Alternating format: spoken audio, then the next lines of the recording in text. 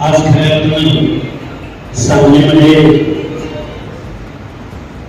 या देशाच्या वरिष्ठ सभागृहाचे नवनियुक्त खासदार माननीय रामरावजी वडकुते साहेब यांचा जो सत्कार तमाम सांगली जिल्ह्यातल्या ओबीसी बांधवांच्या वतीने या जयंतीची सभागृहामध्ये होतोय, त्या सर्व आयोजकांचं मी प्रथमतः आभार व्यक्त करतो. खरं तर विचारपीठावरती खूप ज्येष्ठ मंडळी बसलेली आहेत, आमचे मार्गदर्शक मंडळी बसलेली आहे. त्यामध्ये महाराष्ट्राच्या कॅबिनेट मंत्रीपदावर एक जबरदस्तपणे आपला परफॉर्म करणारे आणि त्या कार्यकर्तृत्वानं एक काळ महाराष्ट्राचं राजकारण गाजवणारे डांगे अप्पा आहेत, वडकुते साहेब आहेत, आमचे गुरव साहेब आहे, म्हणजे सगळी मंडळी विचारपीठावर आमच्या सरांपासून तळे मामांपासून खूप मंडळी, सगळ्यांची नावं घेत नाही. हरमाटे साहेब, विभूते साहेब, परत चोपडे सर, मी एक कार्यकर्ता आहे. पण आजची परिस्थिती बघितली की एका बाजूला विभूते साहेबांना खासदारकी मिळाली, एका डोळ्यातून आम्हाला आनंदाश्रू येतो आणि ज्या समूहाला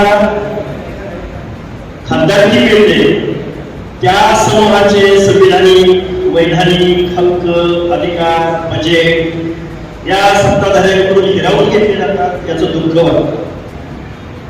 आम्ही वडकुते साहेबांना खासदारकी मिळाली म्हणून आनंद व्यक्त करायचा की दुसऱ्या बाजूला तुमचं नेतृत्वच या व्यवस्थेमध्ये तयार होऊ नये म्हणून ही व्यवस्था काम करते आणि तिला डायरेक्ट इनडायरेक्ट समर्थन देण्याचं काम इथले राज्यकर्ते करत आहेत. हे खरं दुःख आहे. काय हा विरोधाभास आहे या महाराष्ट्रामध्ये? कालच काही वस्तू जाहीर झाल्या वडकुते साहेब. खरं तर मी डायरेक्ट मंदिराच बोलतो, काही इतिहास सांगत बसत नाही, काही वैचारिक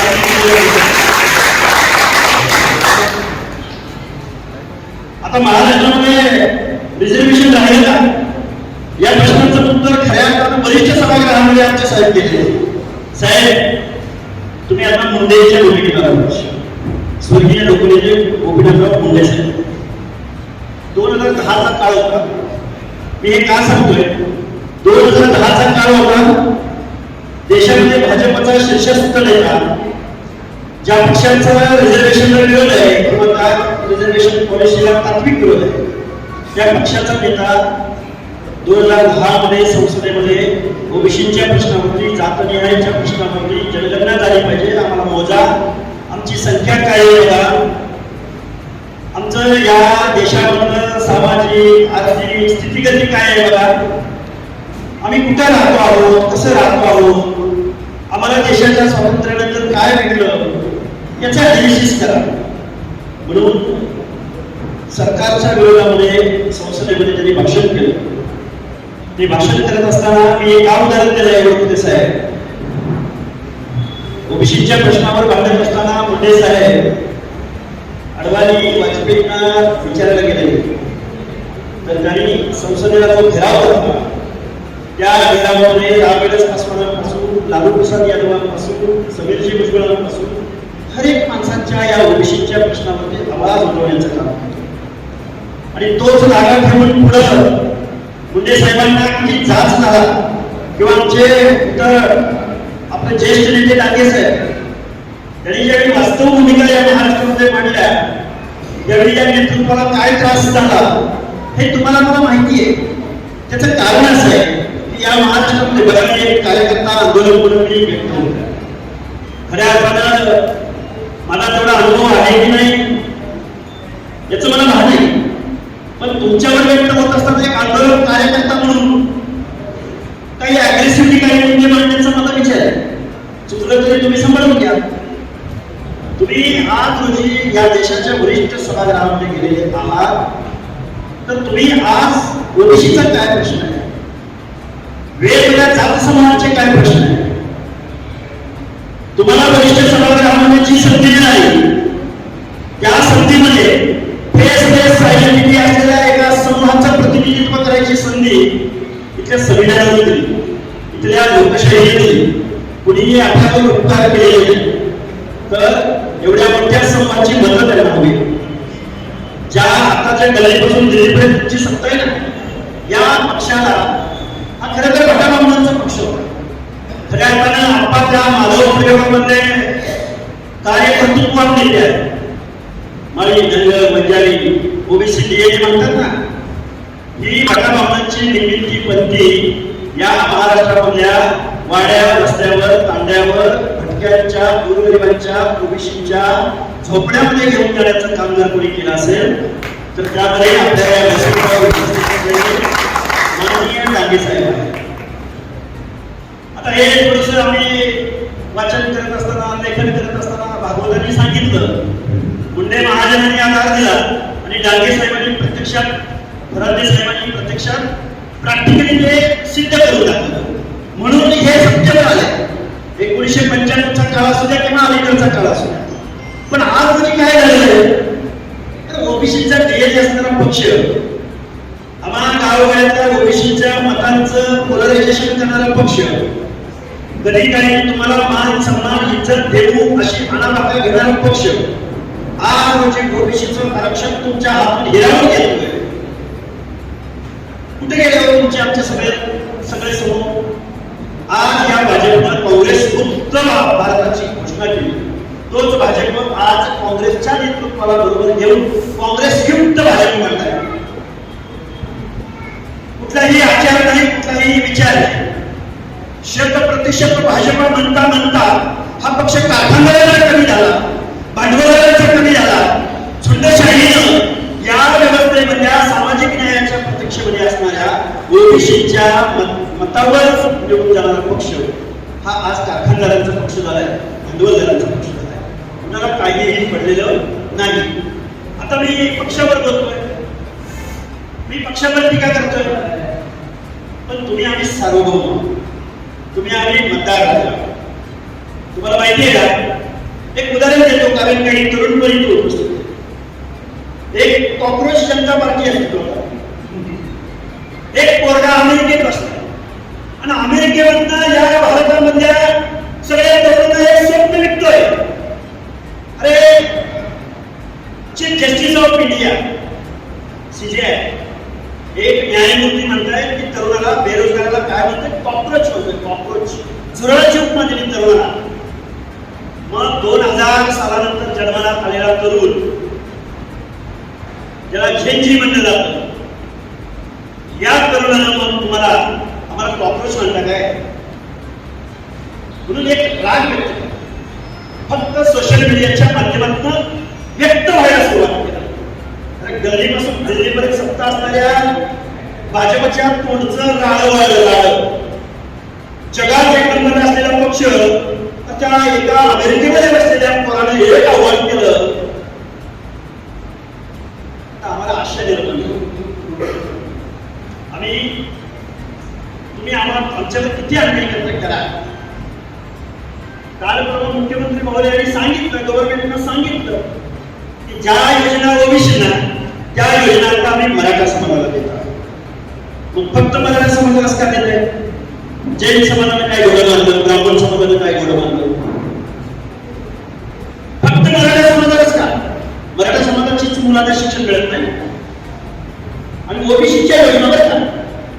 आता इथं आपण उपस्थित आहे. विजय कसं झालं, ओबीसीचं आरक्षण कसं मिळालं, मंडळ आयोग कसा इम्प्लिमेंट झाला, मंडळ आयोगाची लढाई त्याचं श्रेय कुणाला जातं तर विश्वनाथ प्रताप सिंग यांना जातं. त्याचं श्रेय कुणाला जातं आंबेडकरी चळवळीला जातं. ओबीसींना आरक्षण मिळण्याचं श्रेय कुणाला जातं? महाराष्ट्रामध्ये अनेक लोकांना, देशभरामध्ये अनेक लोकांना ज्यांनी न्यायालयीन लढाई लढली, ज्यांनी 1994 हे साल उजाडलं, त्यांच्या नेत्यामुळे उजाडलं, ते सगळ्या माणसाला जातं. पण प्रॅक्टिकली काम करण्याचं श्रेय या व्यासपीठावर उपस्थित असणाऱ्या अण्णासाहेब डांगेंना जातं. आज रोजी ते खूप जबाबदारी होते. आपण इथे बसले म्हणून त्यांचं कौतुक करायचं म्हणून मी नाही बोलतो. मी वास्तव तुमच्यासमोर मांडायचे प्रयत्न करतो. हे जे काय ओबीसी बीजेपीचं जे आरक्षण घेतलं, तर तुम्हाला मला माहितच नाही की तुम्ही आम्ही ओबीसी घेऊया. आता लक्ष्मण हाकेवर एवढी टीका होते गणपती साहेब की लक्ष्मण हाकेनं स्वतःच्या एसटी आरक्षणाचं बघावं आणि ते ओबीसी साठी वाढलं. कोण म्हणतं जरा की त्याला त्या जातीचं बघावं ओबीसी साठी बांधलं. धनगर ओबीसी मध्ये नाही, ओबीसी मध्ये 27% विजय सी मध्ये आपण इथं साक्षीला आहे. आपण आग्रह केला म्हणून शरदचंद्रजी पवार साहेबांनी 2% द्यायचं, धनगरांना दूर केलं होतं, 3.5% दिलं. कारण आपण त्यांना या महाराष्ट्रातलं धनगर समाजाचं जात वास्तव लोकसंख्या काउंट पवार साहेबांना समजावून सांगितला म्हणून ते 2% 3.5% घेऊन गेले. त्याचा हेतू असा होता की हे वेगवेगळं बीजेपी परत ओबीसी 21% शिक्षण आणि नोकऱ्यामध्ये एकमेकावर अन्याय व्हायला. ओबीसी म्हणजे उद्या आता मानेसाहेब वगैरे सगळे उपस्थित आहे. सावकारे साहेब माझे महापौर आहे. तुम्हाला आपल्या ओबीसी मधूनच लोकलवाडीमध्ये किंवा पंचायत राजमध्ये आरक्षण मिळलं ना. मग धनगर समाजाची एक लढाई आम्हाला एसटी आरक्षण मिळालं पाहिजे. त्याच्यामध्ये तर म्हणजे साहेब मी एक पोषण करताय. आम्हाला एसटी साठी लढायला लावलंय आणि इकडे आमच्या ताटातलं जे आरक्षण आहे, आमची नेत्र बाळग कुठेतरी शिक्षणामध्ये, नोकऱ्यामध्ये, एमपीएससी मध्ये, युपीएससी मध्ये, कुठेतरी पंचायत राजमध्ये, कुठेतरी नगरसेवक, कुठेतरी आमच्या सहकारी सारखा एखादा दुसरा महापौर, कुठेतरी एखादा जेपीचा अध्यक्ष, ते बी आता साताऱ्यामध्ये गेलं तुमचं आरक्षण. 100% तुमचं आज आरक्षण केलेलं आहे. तुम्ही एखाद्या पॉकेटमध्ये तुमची 10 डावा म्हणून तुमचा माणूस होईल किंवा एखाद्या विष्णू मानेसारखा कार्यकर्ता आणि एखादा उमेदवार त्या भागामध्ये त्याच्या कार्यकर्तृत्वावर निवडून येईल. पण इथून पुढच्या कालावधीमध्ये ओबीसीच्या जागेवरती तुमचा आमचा महापौर होऊ शकणार नाही. गुरव साहेब, तुम्ही पण माझी जिल्हा परिषद सदस्य आहात याचा आम्हाला भान आहे. काल परवा निवडणुका झाल्या, मी तुम्हाला जबाबदारीने सांगतो. तुम्ही म्हणाल हाके सर काय बोलायला लागलाय, कारण मी ओबीसी प्रश्नावर काम करतो आणि बदल करतो. या ओबीसीचा आवाज बनण्याचं काम करतो. मी खूप मोठा नेता नाही, मला कोणी नेता म्हणावं अशी अपेक्षा पण नाही. पण वडकुटे साहेब 2 सप्टेंबरचा GR निघाला. मी एक 2-4 उदाहरण तुमच्यासमोर मागतो. पुण्यामध्ये 42 जागा ओबीसी साठी राखीव होत्या. गुरव साहेब, त्या 42 पैकी 31 जागा फक्त मराठा कुणबी समाजाला घेतल्या. ओबीसीच्या 42 जागांपैकी 31 जागा. सेम परिस्थिती पिंपरी चिंचवड. अजून एक उदाहरण सांगतो. आम्ही म्हणतोय ओबीसी आरक्षण संपलंय, ओबीसी आरक्षण संपलंय. पुण्याजवळ कुसुंगी देवांची खुली नावाची एक नगर परिषद अस्तित्वात आली, नव्यानं अस्तित्वात आली. वडकुटे साहेब इथं 9 जागा ओबीसीच्या राखीव होत्या. त्या 9 जागांपैकी ओबीसीला किती मिळाले असतील? 9च्या 9 जागा मराठा कुणबी समाजाला घेतल्या. काय बोलतोय मी? 9च्या 9 जागा. आता इथून पुढच्या कालावधीमध्ये ओबीसीची जागा, ओबीसीचं रिझर्वेशन पडलं की तुम्हाला गावगाड्यामध्ये ओबीसीचं आरक्षण घेणार माळी साडी कोळी तेली हक्कर धनगर सत्तर गजारी गणारी करी गुरव कशी नाविक सुतार गोळा कुंभार बेड्या बेड्या रामशे बेल्ला लिंगायत ही माणसं आता ओबीसीच्या आरक्षणात दिसणार नाही. आता OBC is equal to Maratha Kunbi दिसेल. हे वास्तव तुमच्या समोर मांडतोय.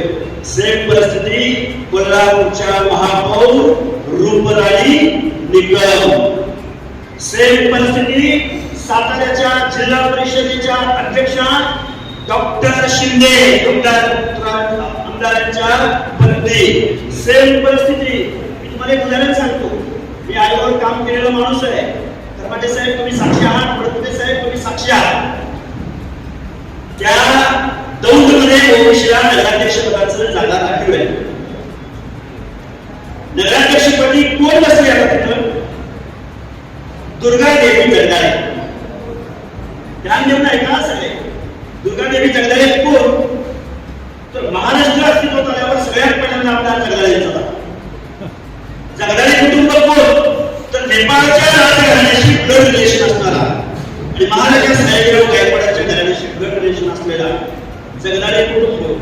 त्यांनी जागरण कोणाचा काढला? ओबीसीचा काढला. आणि निवडून कशावर आलं? दौंड नगर परिषदेच्या नगराध्यक्षपदी कुणाची निवड झाली तर दुर्गादेवी जगदाळे यांची. वडकुते साहेब महाराष्ट्राच्या मुख्यमंत्र्यांनी एक प्रश्न विचारू इच्छितो, त्या जगदाळे कुटुंबियाच्या बाबतीमध्ये कुठलं असं डिस्क्रिमिनेशन झालं असेल? आमच्या वडिलांनी शेकडो वर्षाच्या कालावधीमध्ये आमच्या घटनेविरुद्ध जाती जमातीच्या लोकांनी शेकडो वर्षाच्या स्पॅनमध्ये इतक्या व्यवस्थेमध्ये जो सामाजिक दुजाभाव स्वीकारला. आजही आमची माणसं डोंगराच्या उशिरा गावात कष्ट करताना दिसतात. आजही आमची माणसं आमच्या व्यवसायामध्ये लिंबा पाटील वतनदार देशमुखाला केंद्रबिंदू मानून तिथल्या व्यवस्थेमध्ये शारीरिक श्रमाचं काम करताना दिसून येतात. त्या माणसांना निर्णय घ्यायचंय, त्या माणसांना मान सन्मानाची वागणूक द्यायची, त्या माणसांना या लोकशाहीमध्ये आम्ही या लोकशाहीचे नागरिक आहोत ही आत्मसन्मानाची जाणीव, आत्मसन्मानाची वागणूक त्यांना द्यायची. म्हणून महामानव डॉक्टर बाबासाहेब आंबेडकरांनी आम्हाला ओबीसीचं आरक्षण दिलं. आता वडकुते साहेब मला तर प्रत्येक ठिकाणी प्रश्न विचारला जातो, हाके सर तुम्ही धनगराचं बघा, हाके सर तुम्ही एसटीचं बघा, 4 पिढ्यांनी तुम्ही लढाई लढलीच ना. आम्ही पण होतो त्यामध्ये, मी पण क्वेश्चन केले आणि एसटी लढाई चालू राहील. पण आमच्या अंगावरची कपडे काढून घेण्याचा हा जो प्रोग्राम चालू आहे यावरती तुम्ही आम्ही बघायची कोण घ्यायची, तुम्ही आम्ही कधी पुढे करणार आहोत, तुम्ही आम्ही या प्रश्नावर बोलायचं की नाही बोलायचं. त्यामुळे तुमची आमची कुठेतरी गडबड होता कामा. म्हणून या विचारपीठावरती वडकुते साहेबांचा सत्य आहे, तर मी कौतुकाने वडकुते साहेबांवर बोलणं आवश्यक आहे, बोलणं आवश्यक आहे. खऱ्या अर्थानं वडकुते साहेब हे परभणी हिंगोली जिल्ह्यामधलं त्या भागामध्ये सर्वसामान्य माणसांच्या प्रश्नावरती ज्यांनी 2 दशक काम केलं. पहिल्यांदा विधान परिषदेचे आमदार झाले, आता राज्यसभेवर निवडून गेलेले आहे. या देशाच्या वरिष्ठ सभागृहामध्ये त्यांना जो मान सन्मान मिळालाय, त्यांना जी आपल्या समूहाचं नेतृत्व करण्याची संधी मिळाली. एक आंदोलन म्हणून मी काही नावाप्रमाणे तुमच्यासमोर बोललोय वडकुते साहेब, पण मी तुमचाच कार्यकर्ता आहे आणि तुम्ही या सर्व प्रश्नावरती गोपीनाथराव मुंडे साहेबांच्या भूमिकेत यावं आणि ओबीसीची बाजू आपल्या पदाच्या आड, आपल्या पक्षाच्या अजेंड्याच्या आड, आपल्या धोरणांच्या आड न येऊ देता या ओबीसीच्या प्रश्नावरती तुम्ही देशाच्या वरिष्ठ सभागृहामध्ये आवाज उठवाल अशा मी तुम्हाला सदिच्छा व्यक्त करतो. खरं तर मला वरिष्ठ मंडळींचा संदेश आहे, त्यामुळे मी या सगळ्याचा संकेत पाडून माननीय वडकुते साहेबांना पुढील वाटचालीसाठी हार्दिक अशा सदिच्छा व्यक्त करतो आणि माझं मनोगत थांबवतो. धन्यवाद. भारताच्या घटनेचे शिल्पकार डॉक्टर बाबासाहेब आंबेडकर, महात्मा ज्योतिबा फुले, राजश्री शाहू महाराज, छत्रपती शिवाजी महाराज, पुण्यश्लोक पहिले म्हणतात अण्णाभाऊ साठे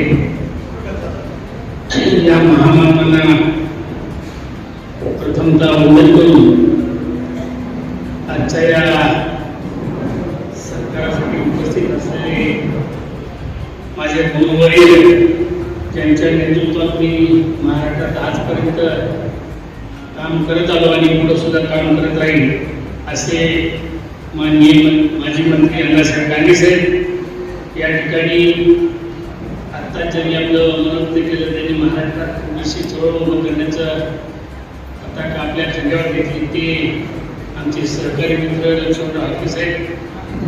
या ठिकाणी शिवसेना पक्षाचे असले तरी सुद्धा आमच्या ओबीसी चळवळीमध्ये महाराष्ट्रात माझ्यावर खांद्याला खांदा लावून काम करणारे माननीय संजय बापू गुत्तेजी, त्याचबरोबर समाजाचं काम करत असणारी प्रशासनात सुद्धा सर्वांना योग्यतेचं काम करत असणारे आमचे ज्यांनी स्वतःचा सरपंचाचा शपथ मुख्यमंत्र्यांनी घेतला ते आमचे खरबटे साहेब.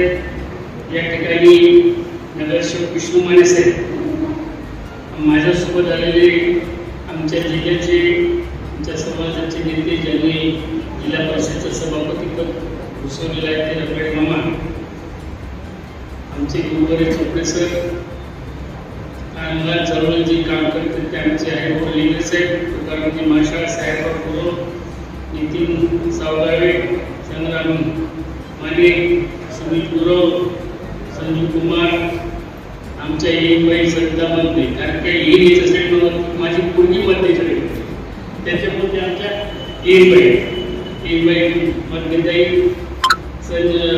या ठिकाणी लक्ष्मण देसाई, निलेश सटपा, जयसिंग तात्या शेंडे त्यांच्याबरोबर बापूच्या काळात काम केलेले चळवळीचे नितीन आणि आमच्या समाजाच्या तरुण नेतृत्व म्हणून संघटन उपस्थित काही महत्वाचे नाव राहिले असेल तर माझ्या ठिकाणी उद्योगाचा आदेश आहे, माझा नाही सर्व आदरणीय मंच उपस्थित सर्व ओबीसी बांधव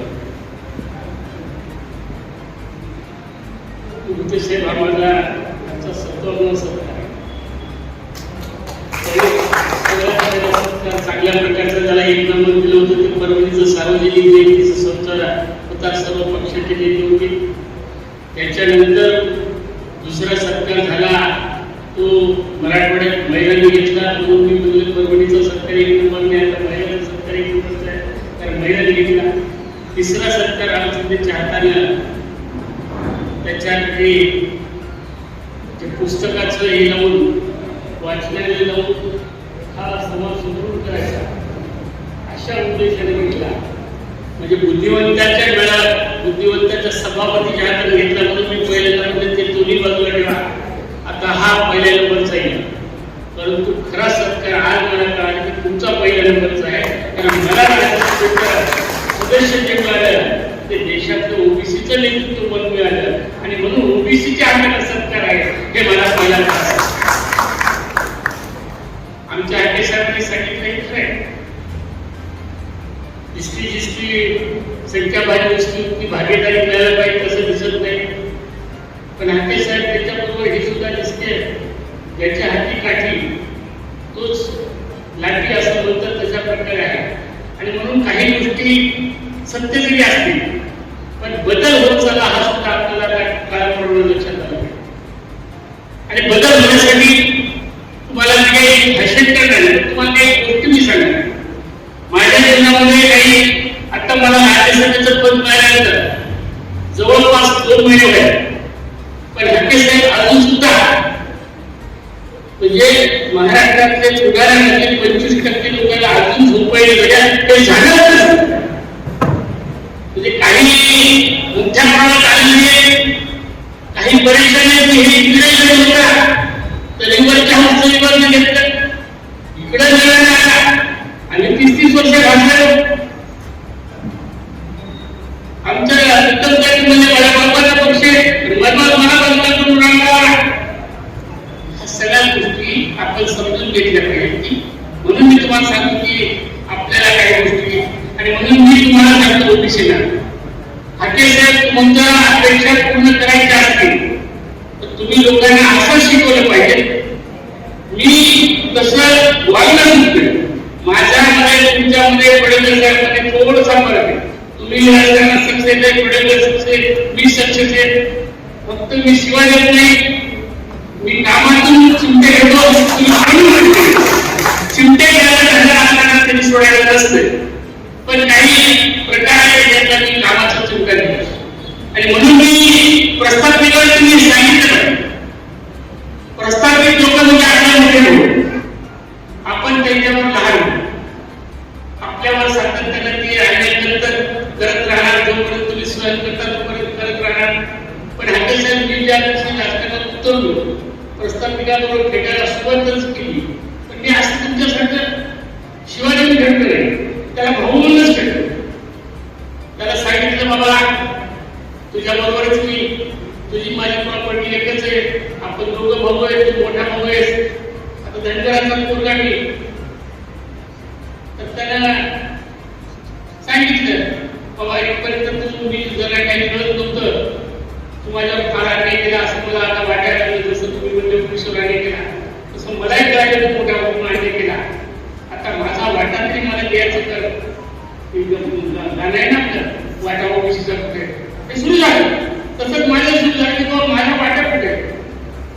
म्हणजे गेले की तुला एवढं तरी मी समजून संघाचं काम करत नाही म्हणलं मला अर्धा वाटा पाहिजे आम्ही अर्धी इथं आहे तुझा अर्धा मूवी येणं मग काय करायचं वैश तरीकाचं वाटायला कशी कापायची तिला नाही म्हणलं आपण अर्धी करू तर ते खुश आहे तर वाटलं त्याला काय काहीच करतो ते म्हणलं ठीक आहे पैसा शिके म्हणजे समोरचा पाठ तुला पाठवण्याचं मला भाऊ किती इमानदार अर्धे अर्धे केलेले टाकतात पैशाचे ते नाही मग घोंगडी तर घोंगडी कशी वापरायची पडायची म्हणजे कापू कापलेलं नाही जमणार ना म्हणजे पडते का तुला काय तुला दिवसात तू वापरायचा रात्री मी वापरायचा मला वाटतं बरोबर गेले हाकेसारखे माणसं आहे तुला फसवणूक मिळली तुझ्या प्रस्तावित भावाला ओबीसी म्हणून मराठा सगळं तुटलं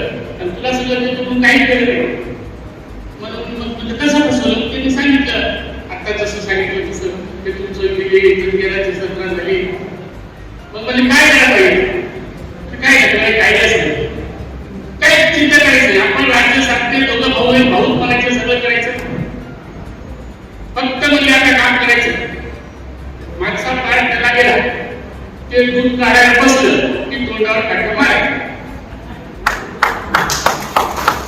ते दूध काढायला गेले काढलं मारायला की मी आता मग तुझ्या अवसर बोलायचं नाही समोरचा भाग माझ्या वाट्याला आता बोलायचं नाही तर वाटतं ही काय केलं नाही त्याला मार्ग काय एक दिवस तू दूध खात एक दिवस मी खात जमलं दुसऱ्यांना घुमणीचं काय करायचं हा सर्वांसाठी हुशार माणसं असतात ते बरोबर सांगतात ते म्हणजे हुंडे असं कर म्हणजे दिवसात तुला दिलो दिवस मिळवायच्या आत ती पाण्यात भिजव म्हणजे वापरता येत नाही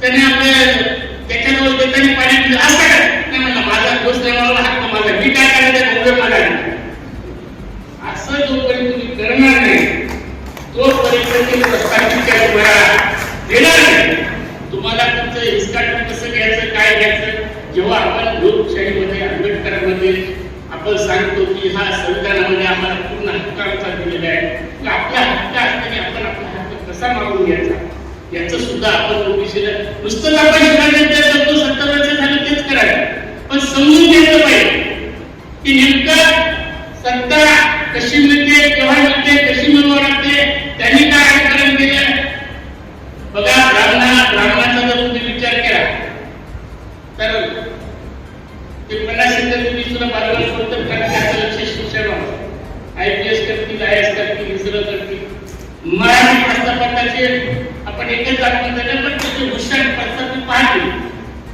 ते म्हणजे ग्रामपंचायत सदस्य आणि तरी म्हणतात मला पाहिजे तर लोकसभा आणि तरी म्हणतात मला पाहिजे आपण तसं करतो नाही आपल्याला सुद्धा कळायला पाहिजे की आपण दारुड्याचे